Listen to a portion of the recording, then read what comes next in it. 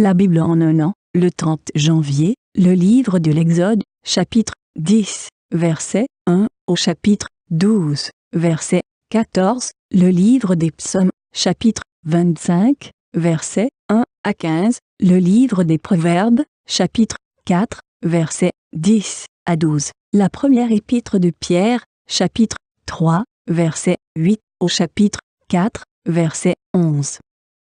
Exode, chapitre 10. L'Éternel dit à Moïse, « Va vers Pharaon, car j'ai endurci son cœur et le cœur de ses serviteurs pour faire éclater mes signes au milieu d'eux. C'est aussi pour que tu racontes à ton fils et au fils de ton fils comment j'ai traité les Égyptiens et quels signes j'ai fait éclater au milieu d'eux. Et vous saurez que je suis l'Éternel. » Moïse et Aaron allèrent vers Pharaon et lui dirent, « Ainsi parle l'Éternel, le Dieu des Hébreux. Jusqu'à quand refuseras-tu de t'humilier devant moi? Laisse aller mon peuple, afin qu'il me serve. Si tu refuses de laisser aller mon peuple, voici, je ferai venir demain des sauterelles dans toute l'étendue de ton pays. Elles couvriront la surface de la terre, et l'on ne pourra plus voir la terre. Elles dévoreront le reste de ce qui est échappé, ce que vous a laissé la grêle. Elles dévoreront tous les arbres qui croissent dans vos champs. Elles rempliront tes maisons, les maisons de tous tes serviteurs et les maisons de tous les Égyptiens. Tes pères et les pères de tes pères n'auront rien vu de pareil depuis qu'ils existent sur la terre jusqu'à ce jour. » Moïse se retira et sortit de chez Pharaon. Les serviteurs de Pharaon lui dirent, « Jusqu'à quand cet homme sera-t-il pour nous un piège? Laisse aller ces gens et qu'ils servent l'Éternel, leur Dieu. Ne vois-tu pas encore que l'Égypte périt? » On fit revenir vers Pharaon Moïse et Aaron. « Allez, leur dit-il, servez l'Éternel, votre Dieu.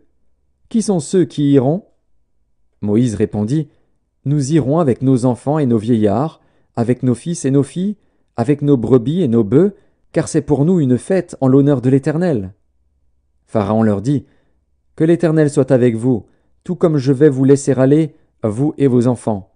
Prenez garde, car le malheur est devant vous. » Non, non. Allez, vous les hommes, et servez l'Éternel, car c'est là ce que vous avez demandé. Et on les chassa de la présence de Pharaon. L'Éternel dit à Moïse, Étends ta main sur le pays d'Égypte, et que les sauterelles montent sur le pays d'Égypte, qu'elles dévorent toute l'herbe de la terre, tout ce que la grêle a laissé. Moïse étendit sa verge sur le pays d'Égypte, et l'Éternel fit souffler un vent d'Orient sur le pays toute cette journée et toute la nuit. Quand ce fut le matin, le vent d'Orient avait apporté les sauterelles. Les sauterelles montèrent sur le pays d'Égypte, et se posèrent dans toute l'étendue de l'Égypte. Elles étaient en si grande quantité qu'il n'y avait jamais eu et qu'il n'y aura jamais rien de semblable. Elles couvrirent la surface de toute la terre, et la terre fut dans l'obscurité. Elles dévorèrent toute l'herbe de la terre et tout le fruit des arbres, tout ce que la grêle avait laissé, et il ne resta aucune verdure aux arbres ni à l'herbe des champs dans tout le pays d'Égypte. Aussitôt Pharaon appela Moïse et Aaron et dit, « J'ai péché contre l'Éternel, votre Dieu, et contre vous. Mais pardonne mon péché pour cette fois seulement. Et priez l'Éternel, votre Dieu, afin qu'il éloigne de moi encore cette plaie mortelle. » Moïse sortit de chez Pharaon, et il pria l'Éternel. L'Éternel fit souffler un vent d'Occident très fort, qui emporta les sauterelles et les précipita dans la mer Rouge. Il ne resta pas une seule sauterelle dans toute l'étendue de l'Égypte. L'Éternel endurcit le cœur de Pharaon, et Pharaon ne laissa point aller les enfants d'Israël. L'Éternel dit à Moïse, « Étends ta main vers le ciel, et qu'il y ait des ténèbres sur le pays d'Égypte, et que l'on puisse les toucher. » Moïse étendit sa main vers le ciel, et il y eut d'épaisses ténèbres dans tout le pays d'Égypte pendant 3 jours. On ne se voyait pas les uns les autres, et personne ne se leva de sa place pendant 3 jours. Mais il y avait de la lumière dans les lieux où habitaient tous les enfants d'Israël. Pharaon appela Moïse et dit, « Allez, servez l'Éternel. Il n'y aura que vos brebis et vos bœufs qui resteront, et vos enfants pourront aller avec vous. » Moïse répondit, « Tu mettras toi-même entre nos mains de quoi faire les sacrifices et les holocaustes que nous offrirons à l'Éternel, notre Dieu. Nos troupeaux iront avec nous, et il ne restera pas un ongle, car c'est là que nous prendrons pour servir l'Éternel, notre Dieu, et jusqu'à ce que nous soyons arrivés, nous ne savons pas ce que nous choisirons pour offrir à l'Éternel. » L'Éternel endurcit le cœur de Pharaon, et Pharaon ne voulut point les laisser aller.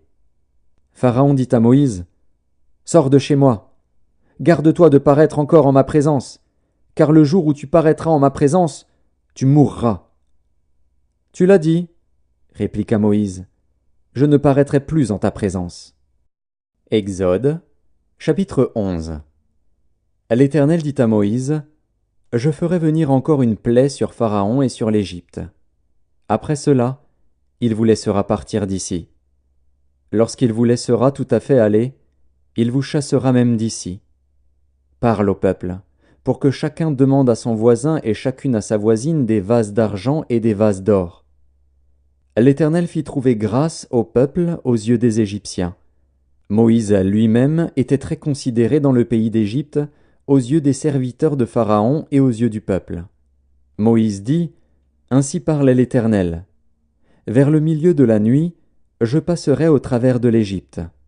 Et tous les premiers-nés mourront dans le pays d'Égypte, depuis le premier-né de Pharaon assis sur son trône, jusqu'au premier-né de la servante qui est derrière la meule, et jusqu'à tous les premiers-nés des animaux.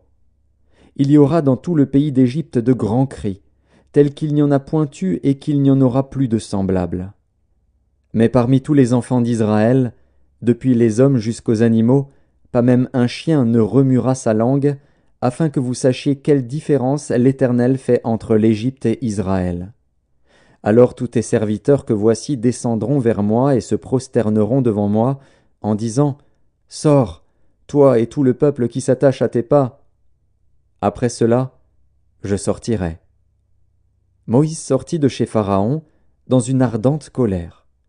L'Éternel dit à Moïse, « Pharaon ne vous écoutera point, afin que mes miracles se multiplient dans le pays d'Égypte. » Moïse et Aaron firent tous ces miracles devant Pharaon, et Pharaon ne laissa point aller les enfants d'Israël hors de son pays. Exode, chapitre 12. L'Éternel dit à Moïse et à Aaron dans le pays d'Égypte, « Ce mois-ci sera pour vous le premier des mois. Il sera pour vous le premier des mois de l'année. Parlez à toute l'assemblée d'Israël, et dites, le 10e jour de ce mois, on prendra un agneau pour chaque famille, un agneau pour chaque maison. Si la maison est trop peu nombreuse pour un agneau, on le prendra avec son plus proche voisin, selon le nombre des personnes. Vous compterez pour cet agneau d'après ce que chacun peut manger. Ce sera un agneau sans défaut, mâle, âgé d'1 an. Vous pourrez prendre un agneau ou un chevreau. Vous le garderez jusqu'au 14e jour de ce mois, et toute l'assemblée d'Israël l'immolera entre les 2 soirs. On prendra de son sang, et on en mettra sur les 2 poteaux et sur le linteau de la porte des maisons où on le mangera. Cette même nuit, on en mangera la chair, rôtie au feu. On la mangera avec des pains sans levain et des herbes amères. Vous ne le mangerez point à demi-cuit et bouilli dans l'eau, mais il sera rôti au feu, avec la tête, les jambes et l'intérieur. Vous n'en laisserez rien jusqu'au matin, et, s'il en reste quelque chose le matin, vous le brûlerez au feu. Quand vous le mangerez, vous aurez vos reins sains, vos souliers aux pieds, et votre bâton à la main, et vous le mangerez à la hâte. C'est la Pâque de l'Éternel.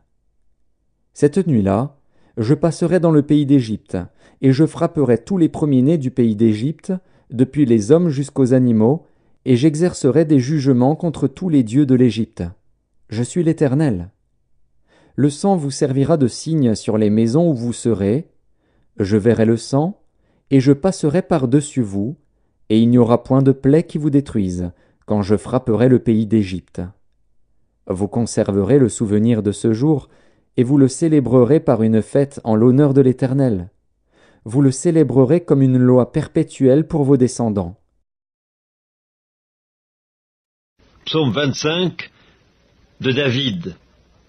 Éternel, j'élève à toi mon âme. Mon Dieu, en toi je me confie, que je ne sois pas couvert de honte, que mes ennemis ne se réjouissent pas à mon sujet. Tous ceux qui espèrent en toi ne seront point confondus.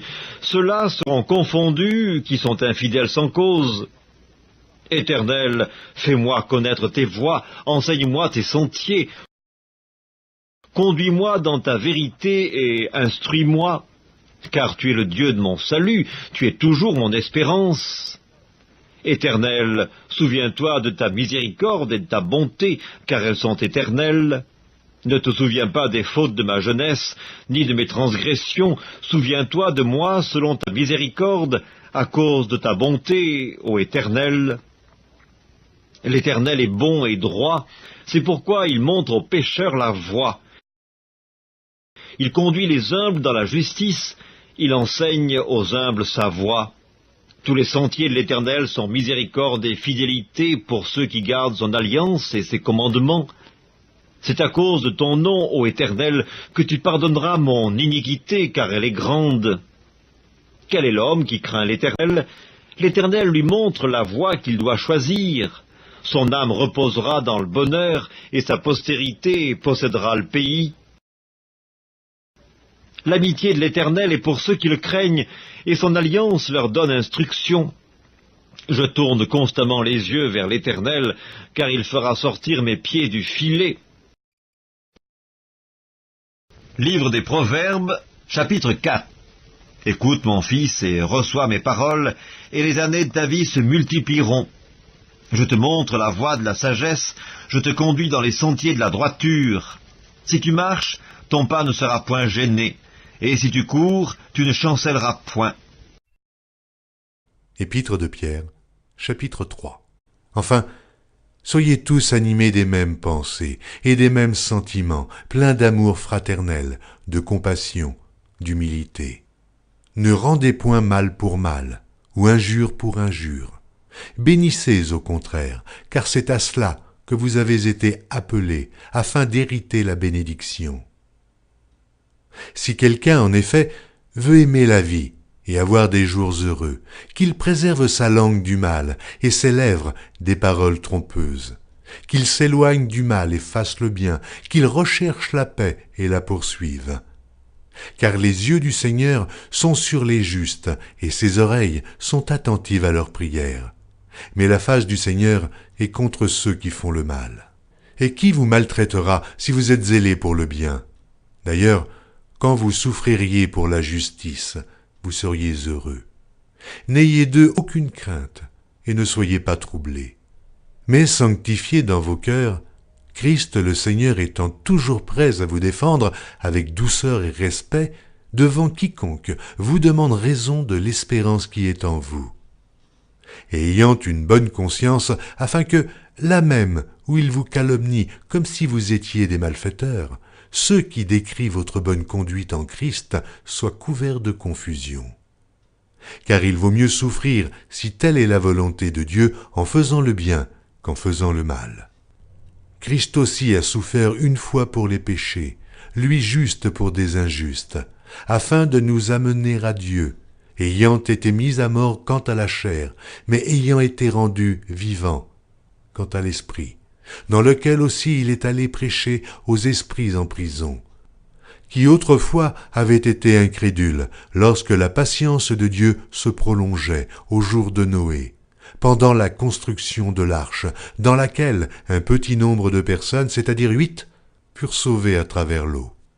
Cette eau était une figure du baptême, qui n'est pas la purification des souillures du corps, mais l'engagement d'une bonne conscience envers Dieu, et qui maintenant vous sauve, vous aussi, par la résurrection de Jésus-Christ, qui est à la droite de Dieu depuis qu'il est allé au ciel, et que les anges, les autorités et les puissances lui ont été soumis. Première épître de Pierre, chapitre 4. Ainsi donc, Christ ayant souffert dans la chair, vous aussi, armez-vous de la même pensée, car celui qui a souffert dans la chair en a fini avec le péché, afin de vivre non plus selon les convoitises des hommes, mais selon la volonté de Dieu, pendant le temps qui lui reste à vivre dans la chair. C'est assez, en effet, d'avoir dans le temps passé accompli la volonté des païens, en marchant dans la dissolution, les convoitises, l'ivrognerie, les excès du manger et du boire, et les idolâtries criminelles. Aussi trouve-t-il étrange que vous ne vous précipitiez pas avec eux dans le même débordement de débauche, et ils vous calomnient. Ils rendront compte à celui qui est prêt à juger les vivants et les morts. Car l'Évangile a été aussi annoncé aux morts, afin que, après avoir été jugés comme les hommes quant à la chair, ils vivent selon Dieu quant à l'esprit. La fin de toute chose est proche. Soyez donc sages et sobres pour vaquer à la prière. Avant tout, ayez les uns pour les autres une ardente charité, car la charité couvre une multitude de péchés. Exercez l'hospitalité les uns envers les autres, sans murmure, comme de bons dispensateurs des diverses grâces de Dieu. Que chacun de vous mette au service des autres le don qu'il a reçu.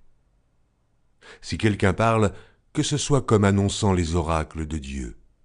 Si quelqu'un remplit un ministère, qu'il le remplisse selon la force que Dieu communique, afin qu'en toute chose, Dieu soit glorifié par Jésus-Christ, à qui appartiennent la gloire et la puissance au siècle des siècles. Amen.